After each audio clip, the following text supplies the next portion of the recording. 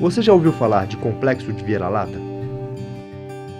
O cronista e escritor Nelson Rodrigues certa vez disse: "Por complexo de vira-lata, entendo eu a inferioridade em que o brasileiro se coloca voluntariamente em face do resto do mundo. O brasileiro é um narciso às avessas, que cospe na própria imagem. Eis a verdade: não encontramos pretextos pessoais ou históricos para a autoestima." Esse texto de Nelson Rodrigues tem origem na derrota do Brasil para o Uruguai, no Maracanã, em 1950. Nelson Rodrigues descreve a inferioridade em que o brasileiro voluntariamente se coloca em face do resto do mundo. Isso fica evidente quando copiamos dos americanos e ingleses expressões como shopping center, diet, light e tantos outros termos. O ser humano de hoje vive a todo tempo tentando se adequar aos padrões que lhe são impostos. Padrões de beleza, de comportamento, de estética, padrões profissionais, padrões acadêmicos e muitos outros padrões. Hoje somos bombardeados através da mídia e das redes sociais com imagens de pessoas muito bem-sucedidas, com um padrão de beleza quase impossível de se atingir, e com pessoas estampando uma vida de glamour que parece até filme de Hollywood. Esse cenário, pouco a pouco, vai minando a confiança, a autoestima e o senso de valor próprio.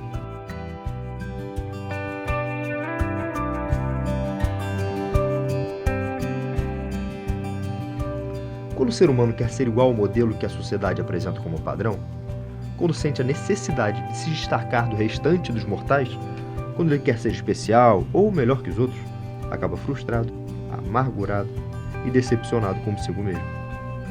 Pois descobre que também tem deficiências, fraquezas e limitações, assim como qualquer um. Existem pessoas, então, que passam a não gostar da forma que se veem, passam a não amar a si mesmas. Como ser feliz sem amar a si próprio? Por outro lado, é saudável que o ser humano se valorize, porém não exageradamente, pois todos são importantes. Mas não devemos confundir humildade com baixa autoestima. Ser humilde, ser simples, reconhecer suas fraquezas e limitações é sinônimo de humildade e não de baixa autoestima. Ser humilde é reconhecer que ninguém é melhor que ninguém. É entender que todos estão no mesmo nível de dignidade humana. É não atribuir aos outros nossa culpa. É reconhecer nossos erros e acertos. No Evangelho de Mateus, capítulo 5, nos versos 3, 4 e 5, Jesus nos adverte: "Bem-aventurados os pobres em espírito, pois deles é o reino dos céus. Bem-aventurados os que choram, pois serão consolados. Bem-aventurados os humildes, pois eles receberão a terra por herança." No verso 3, Jesus diz: "Bem-aventurados os pobres de espírito." Aqui ele não se refere a uma condição econômica, mas a uma qualidade espiritual. Ser pobre em espírito é ser humilde, não ser orgulhoso, não exaltar a si próprio. Ter consciência dos próprios limites é reconhecer nossa dependência de Deus.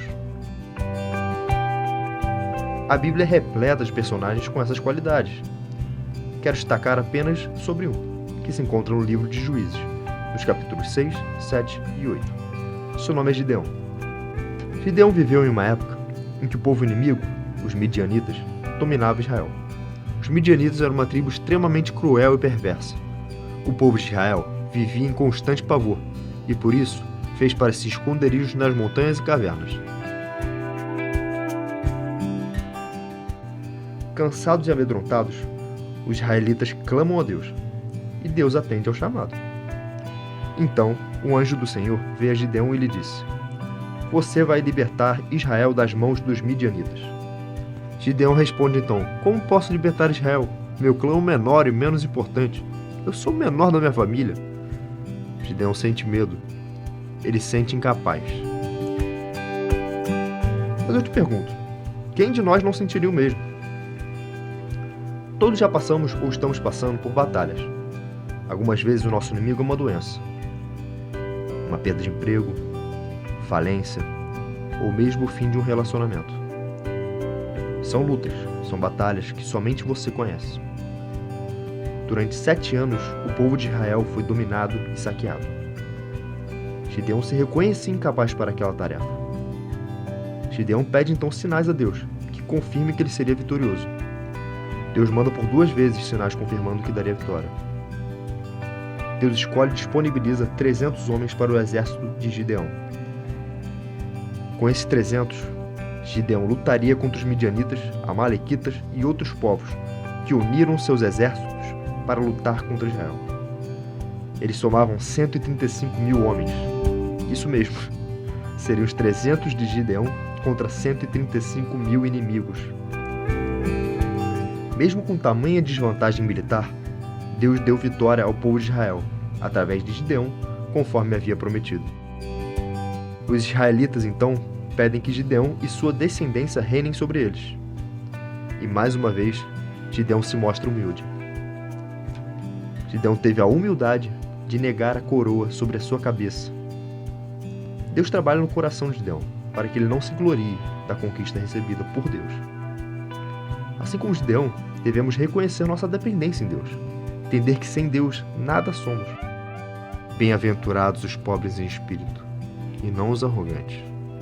Bem-aventurados os humildes, e não os egocêntricos. Em algum momento de nossas vidas, teremos que enfrentar batalhas, assim como Gideão. Mas quando caminhamos com Deus, Ele nos ajuda a superar nossas limitações. Confesse a Deus os teus temores, as tuas angústias e as tuas necessidades, e você verá que Deus irá te encorajar. Ele vai te impulsionar e irá prover os recursos que você necessita. Fortaleça sua confiança em Deus, e Ele irá conceder vitórias nas tuas batalhas.